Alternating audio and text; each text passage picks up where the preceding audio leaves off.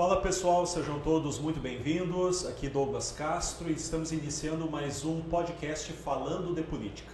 E hoje eu tenho a grata satisfação de receber aqui nos nossos estúdios um convidado muito especial, que é o Dr. Felipe Jimenez, diretamente lá do estado do Mato Grosso do Sul, e também aqui na mesa conosco o vereador Mano, grande vereador Mano do Parque, nosso representante do Poder Legislativo aqui do município de Cachoeirinha. Então, quero te cumprimentar, vereador Mano. Muito obrigado.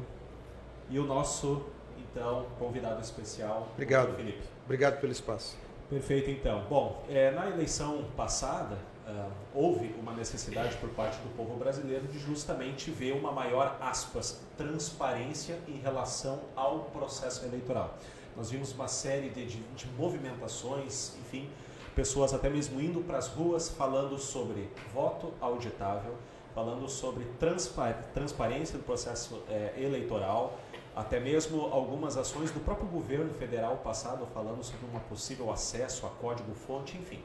E nós sabemos que surgiu, em 2022, um projeto de lei que é o PL 943 de 2022, que fala ali sobre a contagem pública de votos. O que a gente percebe é que existe um anseio por parte da sociedade em relação a isto, mas que se compreende muito pouco sobre exatamente qual é o problema e qual a melhor solução do problema. Então, doutor, fica à vontade. Bom, obrigado pela oportunidade de estar esclarecendo isso. Eu já há um pouco mais de 10 anos eu tento explicar às pessoas que a questão eleitoral, a eleição, ela é um tema da ciência do direito, não é um tema da informática. A informática pode ser até ferramenta, mas não é na informática que está a compreensão do problema. Então, as pessoas, eu acho que, sem se preocupar muito com o conceito, elas falavam em voto auditável, falavam em transparência, confiança, e todas essas colocações, elas denunciam a falta de entendimento do problema. Porque numa democracia, o que se exige, e por um princípio constitucional, é publicidade. O ato do agente público, o atributo que ele deve ter não é transparência, é publicidade. Publicidade é domínio do povo, domínio cognitivo, compreensão. Também não se exige do cidadão confiança no agente público, porque na democracia a característica essencial é a soberania do povo. Quem é soberano não precisa confiar. Quem é soberano tem domínio sobre as coisas. Então, numa democracia, o povo tem soberania. Então, numa democracia, não pode se exigir do povo confiança.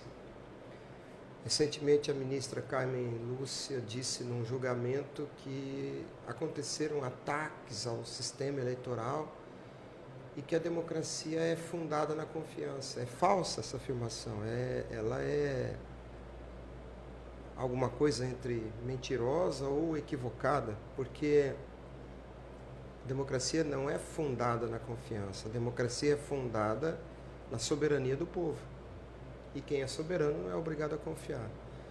Sobre auditável, me parece que as pessoas não se preocuparam com o fato de que auditável é um adjetivo que remete a alguma coisa que deve se sujeitar ao exame de um auditor.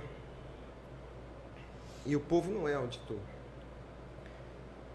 A população não será, eventualmente, pessoas do povo não serão, eventualmente, contratadas pelo Serviço Eleitoral para proceder a auditorias. Será um profissional da escolha do Serviço Eleitoral.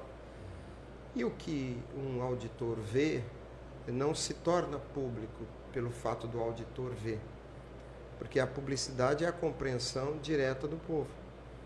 Então, as pessoas que falavam em voto auditável não tinham a percepção de que, na verdade, estavam propondo uma saída que no final dependeria da confiança no auditor. O que tem que se restabelecer no Brasil é domínio do cidadão sobre o voto, e é um domínio direto, sem intermediários, e a publicidade do processo de apuração do voto. Essa publicidade significa que o ato deve ser compreensível para o povo. Então, são essas questões que foram muito mal conduzidas, e nós iniciamos, o grupo que apoia esse trabalho iniciou uma coleta de assinaturas para um projeto de iniciativa popular. Como nós não tivemos sucesso na coleta de assinaturas, nós entregamos o projeto para um parlamentar que protocolou a ideia, e ela ganhou esse número 943/2022. Eu tenho feito esse trabalho durante essa década como cidadão, num ato voluntário de altruísmo, não tem nenhuma relação com a minha ocupação pública. As pessoas me conhecem pela ocupação pública porque é o meu ofício, né? Na nossa cultura é comum se conhecer a pessoa pelo ofício. Mas é um ato basicamente de cidadania, não está preso a nenhum espectro político. É apenas a compreensão jurídica do que é o voto numa democracia. O senhor acha, doutor Felipe, nós participamos hoje de uma palestra extraordinária com o senhor em São Leopoldo. E o senhor acha que a falta de compreensão, o senhor citou até o texto bíblico, né? Que o povo às vezes peca por falta de conhecimento. O senhor acha que é essa falta de conhecimento hoje, das pessoas querer código-fonte, que o senhor falou, e tantas outras coisas, que impede um pouquinho de que essa pauta seja uma pauta mais relevante dentro do país? Seria isso, mais ou menos? Porque uma coisa é o que a PL está propondo, outra coisa é que a gente pensa que é, né? Que é auditável, como você falou, quero código-fonte, quero tantas outras coisas, na realidade não é isso que o PL propõe, né? Esse projeto de lei foi eu que escrevi, como eu disse, era uma iniciativa popular, e o que se propõe ali é que o voto seja concreto, não se propõe voto impresso, porque o voto tem que ter corpo para o cidadão dominar diretamente o seu voto na cabine de votação. E para acontecer esse domínio direto, o voto precisa ser sujeito aos sentidos naturais do cidadão. É por isso que países com alta tecnologia, como o Japão, por exemplo, dão ao voto um corpo. Por acaso o papel, mas o que precisa ser entendido é que nesses países o voto tem concretude, para que o cidadão tenha domínio direto sobre o seu voto. Então, o que está no projeto é a proposta de que o voto tenha concretude, que ele não seja simplesmente eletrônico, porque o ser humano não tem um processo cognitivo direto com elétrons. O conhecimento da informação que está no mundo eletrônico, ela é sujeita à intermediação de um construto artificial que é um programa, um software, né? E o que se propõe nesse projeto é que o voto tenha concretude, para que o cidadão tenha domínio direto, em respeito à cláusula pétrea do voto direto, e, num segundo momento, o processo de apuração seja, de fato, um fragor público, ou seja, o povo veja os votos sendo apurados, para que o povo entenda, conheça e se sinta esclarecido sobre o resultado da eleição, em respeito à soberania do povo, porque o artigo 14 da Constituição prevê que a soberania do povo depende do sufrágio universal. E o sufrágio não é o voto, é o processo de deliberação, onde é necessário o fragor público, a apuração pública do voto. O voto é o compromisso individual que cada um apresenta nessa deliberação coletiva, mas a eleição de fato acontece quando a vontade majoritária é apurada no fragor público do voto. E a gente defende isso não numa tese solitária, aventureira. Isso é exatamente a razão de decidir da Corte Constitucional da Alemanha, da Holanda e da Índia. Porque uma democracia, ela é conceitualmente a mesma coisa no mundo inteiro. O princípio da publicidade é a mesma coisa no mundo inteiro. E esse domínio direto do voto também é um conceito único no mundo. Então, verdadeiras democracias, mesmo com alta tecnologia, entendem que o voto não existe no ambiente eletrônico, porque, sendo um objeto jurídico, a condição para ele existir é estar sob domínio direto do cidadão. Nós defendemos isso, infelizmente, muita gente, sem se dar ao trabalho de estudar o assunto, trata como se fosse uma questão apenas da informática, o que é um erro grosseiro. O assunto é do direito, é preciso entender a natureza do voto, os conceitos jurídicos, os princípios, porque nesse debate quem decide por último é a Corte Constitucional e eles são juristas, né? A decisão no STF não é uma decisão informática, é uma decisão jurídica. Baseado nas leis, né? Até para contextualizar a nossa audiência, né? O doutor está, no presente momento, fazendo um giro de palestras por diversas cidades aqui do estado do Rio Grande do Sul, levando justamente esse tipo de esclarecimento tão importante para a nossa população. Eu acredito que isso diz respeito a absolutamente todos os cidadãos, né? Mas é claro que existe uma ala mais à direita, que é justamente aquele grupo que tem questionado ou contestado, pelo menos, a questão dos votos. Não sei se o senhor gostaria de comentar sobre isso. Eu quero esclarecer, porque você não está dizendo isso, mas a sua provocação, ela surge por conta de um folclore que foi criado, de que essa pauta da extrema-direita, isso é uma bobagem, porque quem começou essa luta nasceu numa cidadezinha aqui do Rio Grande do Sul, lá em Cruzinha, Leonel de Moura Brizola. A luta contra o voto não material, não concreto, o voto virtual, é uma luta que começou na boca de Leonel de Moura Brizola, um líder da esquerda, um cidadão que, a despeito da posição política, goste ou não, foi um grande líder. Tem história, tem seguidores. E o PDT, o partido dele, de Leonel Moura Brizola, durante muitos anos travou um combate contra o voto não concreto, o voto meramente virtual. Então essa luta vem da década de 80. Leonel de Moura Brizola teve uma experiência amarga quando ele concorreu ao governo do Rio de Janeiro, e ali, eu não me lembro bem, mas por volta do ano de 85, talvez, ele se deparou com o início desse movimento de tornar o voto eletrônico, a eleição eletrônica, ou seja, virtual, né? E o Leonel dizia, dava entrevistas, ele dizia, isso não serve para uma democracia. Numa democracia, o cidadão tem que ser respeitado, não interessa se é o João da borracharia, se é o Manuel da padaria, o cidadão tem que ser respeitado. Ele tem que entender como que o voto dele está sendo tratado, ele tem que entender como que o voto dele está sendo contado. Isso é soberania popular, é cidadania. E a luta de Brizola, durante muito tempo, ele foi a bandeira de frente dessa luta. Houve no Congresso três projetos de lei que foram aprovados, 2002, 2009, 2015, com amplo apoio de vários setores políticos. Então, quem fala isso está muito mal informado. Que é uma pauta exclusivamente... que alega que é uma pauta extremista da direita, do ex-presidente. Essa é uma alegação de quem não tem conhecimento. Outro adjetivo que usam, principalmente aqueles que defendem as urnas eletrônicas, e aqui a gente pode citar até algumas grandes autoridades, e o senhor mencionou logo no início uma delas, ministra do Supremo Carmen Lúcia, de que isto seria retrógrado. Ou seja, o Brasil, teoricamente, teria avançado nessa questão do voto digital, e que qualquer alteração sobre esse aspecto, na visão deles, eles taxam como sendo um retrocesso quanto a esta conquista, enfim. O que o senhor tem a dizer sobre isso? Isso é uma falácia de falsa analogia.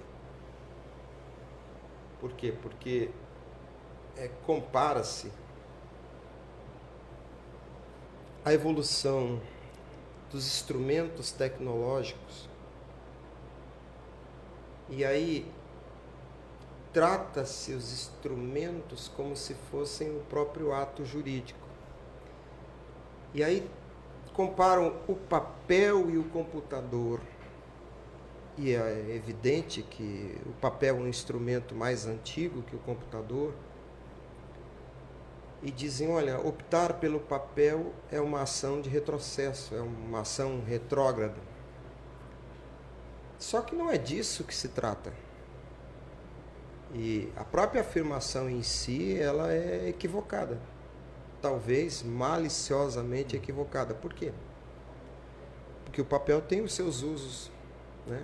Eu vou ser educado aqui, mas todo dia na sua casa, pelo menos uma vez por dia, você usa papel numa circunstância onde um computador ou um celular muito moderno não vai cumprir a função, né? Respeitosamente eu estou tentando que vocês pensem no exemplo que eu estou dando. Então o papel não é em si um objeto de retrocesso. E o computador também não é em si mesmo um objeto de avanço. A questão a se considerar é qual o trabalho que você pretende fazer. Dando um exemplo mais cuidadoso, se você quer beber água, você vai usar um objeto muito antigo, que é o copo. Você não usa um celular moderno, um computador moderno para beber água. Então veja, a solução não está na modernidade. A solução está na adequação da ferramenta com aquilo que tem que ser feito. A questão é que essa discussão, esse debate, ele precisa ser entendido dentro da sua ciência. E a ciência dessa discussão é a ciência do direito, a ciência jurídica. Porque voto é um objeto jurídico, sufrágio é um processo jurídico, cidadania é um valor jurídico, soberania popular é um valor jurídico inerente à democracia.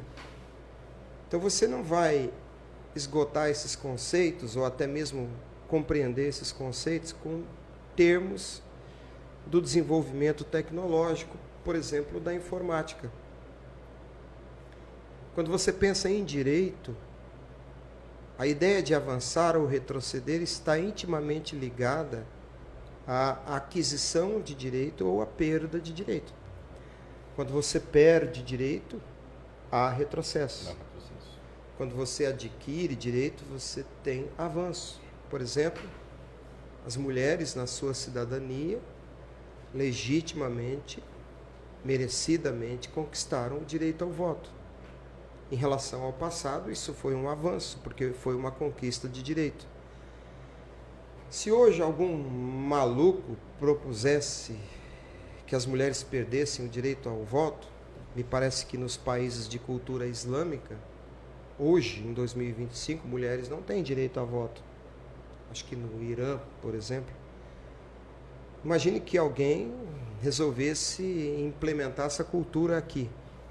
Essa ação seria uma ação de retrocesso. E perceba que não tem nenhuma relação lógica com um determinado instrumento.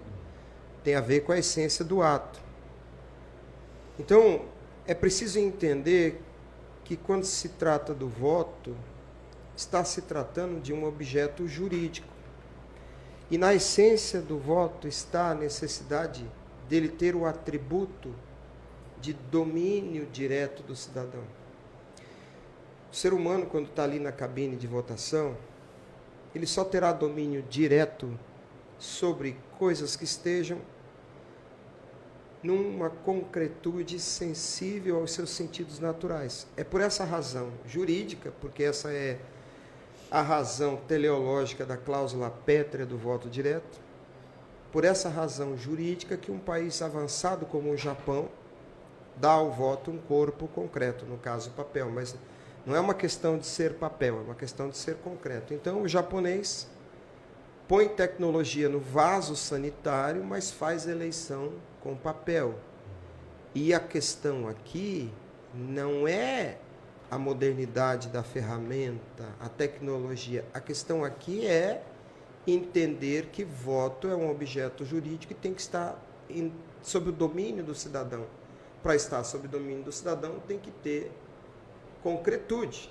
E para finalizar essa resposta, tecnologia é a capacidade de realizar trabalho, enfatizando o que eu disse no início.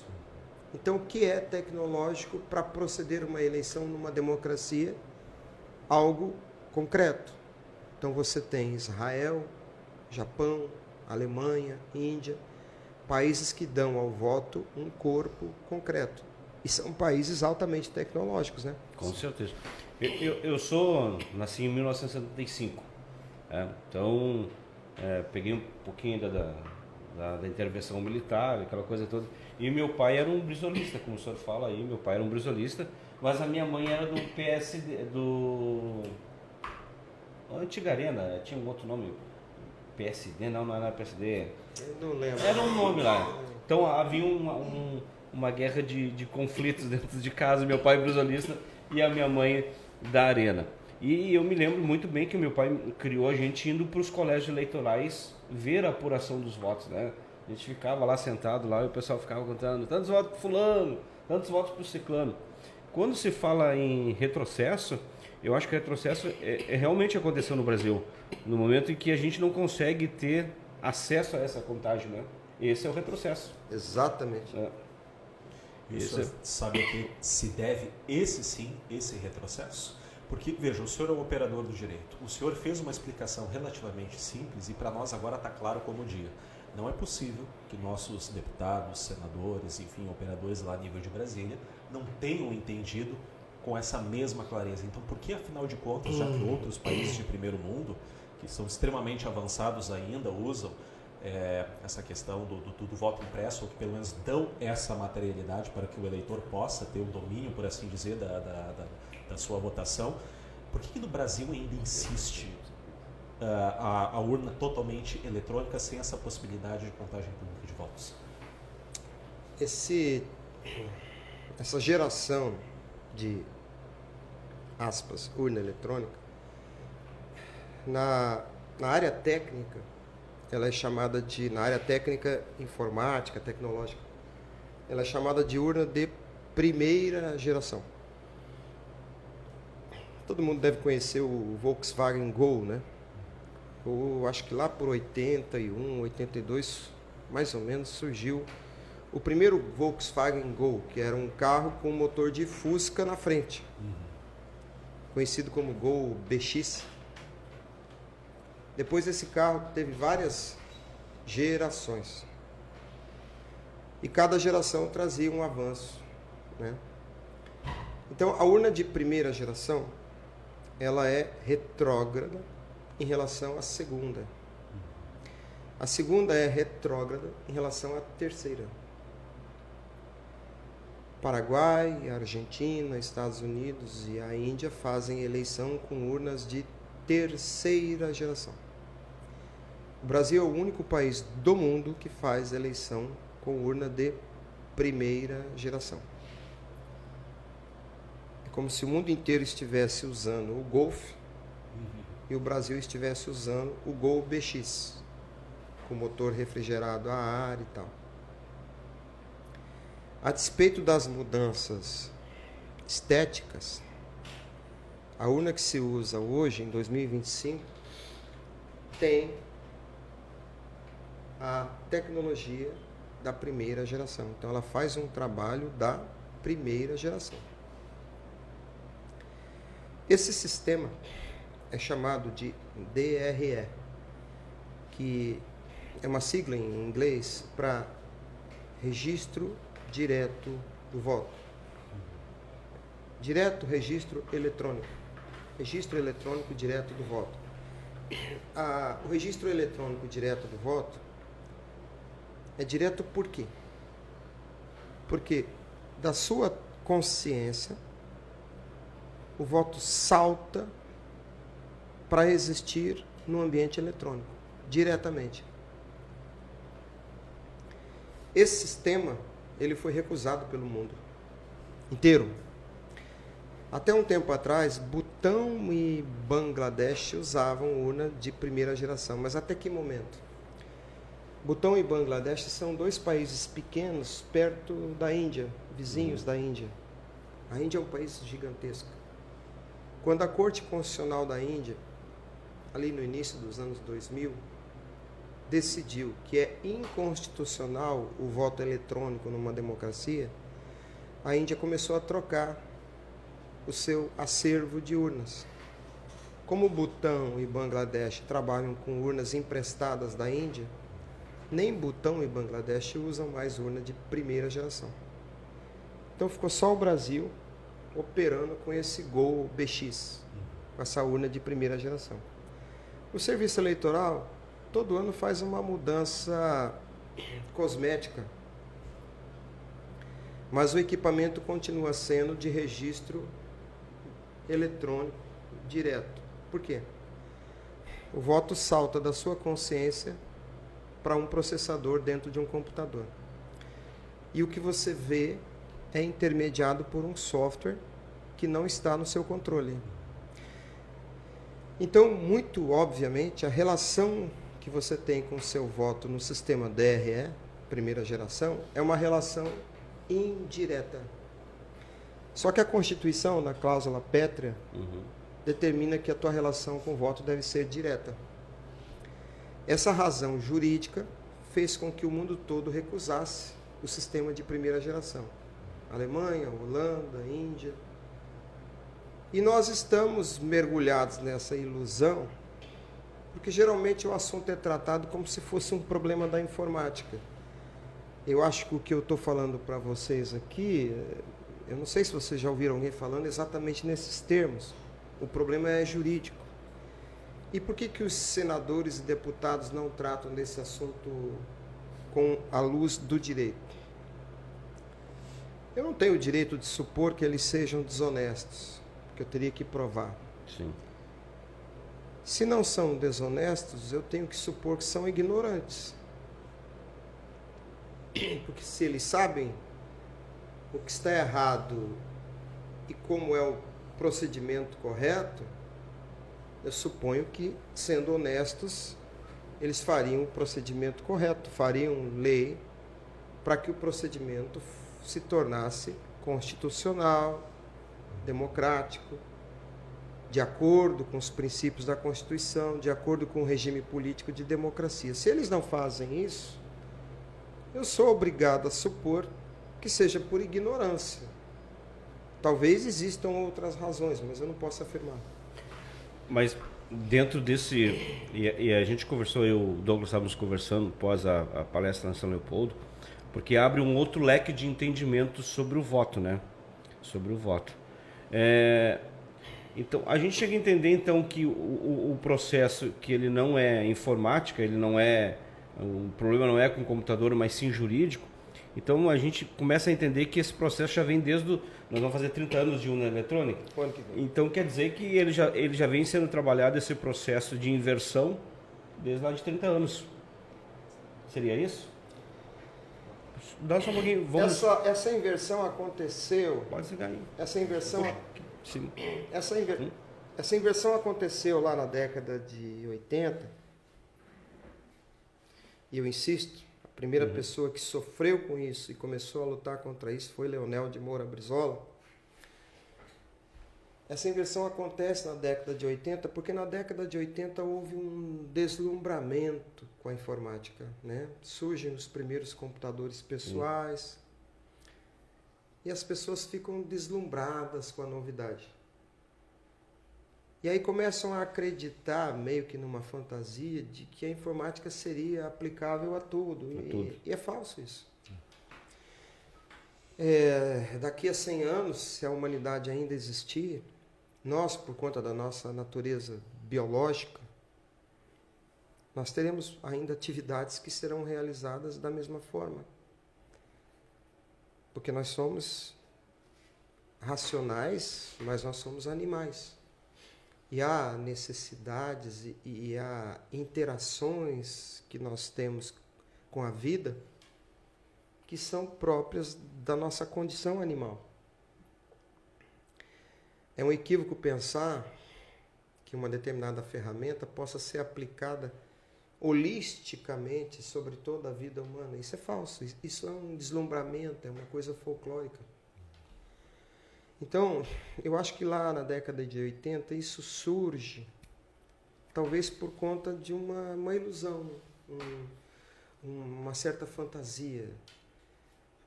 Os outros países que eu falei, a Alemanha, por exemplo, fez essa experiência. A Holanda fez, a Índia fez. Só que eles rapidamente perceberam que era um equívoco, né?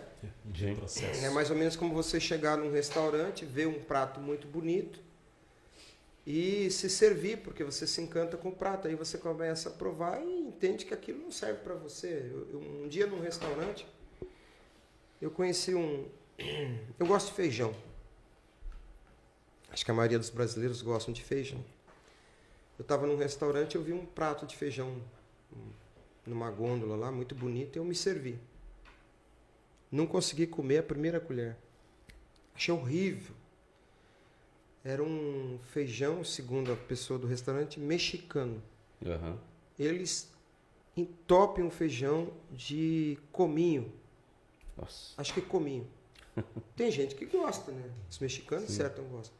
Mas é insuportável, é intragável. E eu enchi o prato daquele feijão. Porque eu olhei, eu não sabia o que era. Uhum. Então eu acho que acontece isso. Às vezes as pessoas se encantam com coisas que de fato não conhecem. Não porque a coisa tenha em si algum problema, porque o feijão mexicano não tem um problema em si. A questão é eu saber se aquilo é adequado. É isso. Dentro de tudo isso aí que a gente está falando, e agora à tarde nós temos outra palestra para ouvir do senhor aí, o que me deixa assim perplexo é que, por exemplo, vamos pegar a Índia, né? Um dos maiores países aí com aglomeração, os caras conseguiram evoluir, fazer com que a coisa evoluísse, e nós... O país mais populoso do mundo, né? Consegue evoluir. A gente quer pedir desculpa aí que nós sacaneamos o doutor aqui com ar-condicionado, tacou a garganta do doutor, então vocês deram um descontinho para ele. Mas eu creio assim que se a gente seguir nessa batida, doutor, de que mais pessoas se engajem nessa luta e tenham um entendimento que a gente passa a ter da questão do voto, né? Eu acho que a gente pode ter um outro rumo, né? O senhor citou até alguns, acho que um ativista alemão, né, que o senhor falou na palestra. Ah, sim, o advogado que modificou o processo eleitoral alemão, o nome dele é Till Jagger, eu tenho contato dele aqui. Ele iniciou uma ação de cidadania na Alemanha, ajuizou uma ação, e a Corte Constitucional da Alemanha, que tem bastante honestidade intelectual, deu procedência ao pedido naquela ação, reconhecendo que o voto eletrônico ele não está sob domínio do cidadão e a apuração do voto eletrônico ela não permite a apuração pública, porque publicidade é a capacidade do ato ser entendido pelo povo, porque público é do povo. Sim. Um ato público é um ato entendido pelo povo, que o povo domina cognitivamente. Ato público não é simplesmente o ato do agente público, não. Tem muito agente público por aí fazendo coisas que o povo desconhece, né? Ato público é um ato que o povo entende. E esse é o comando do princípio da publicidade. Então, o que a Corte da Alemanha disse foi basicamente isso, respondendo à ação do Till Jagger. A gente tem esperança de trazer ele no Brasil um dia, quem sabe ele falando em alemão, as mesmas coisas que eu falo em português, talvez as pessoas entendam, porque eu estou há 10 anos falando isso em português. De repente ele vem, fala em alemão e a pessoa vai entender.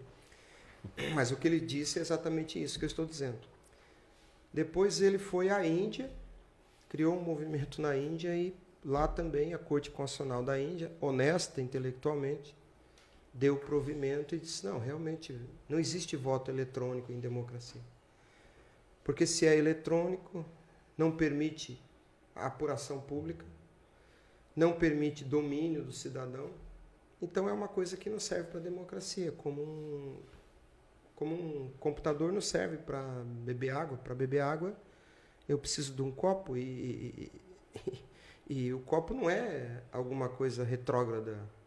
O copo tem a tecnologia que me permite beber água. Embora exista há muito tempo. A antiguidade não é em si um prejuízo. A questão é a adequação e isso é um exercício racional. Isso aí. Então tá.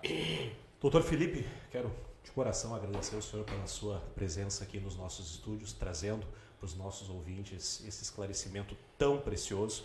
Na verdade, nós conseguimos, né? O doutor, entre uma agenda e outra, entre uma palestra e outra, uma cidade e outra, gentilmente vir aqui trazer para nós esses esclarecimentos tão importantes para que as pessoas entendam e saibam falar com melhor propriedade quando for defender uma ideia desse tipo, né? Então, que Deus continue abençoando o senhor aí na sua labuta, porque é, antes de tudo, um ato de cidadania, tá certo? Quanto a vocês, então, muito obrigado pela tua audiência e até a próxima conversa sobre política, se Deus quiser. Tu achou que eu ia dizer?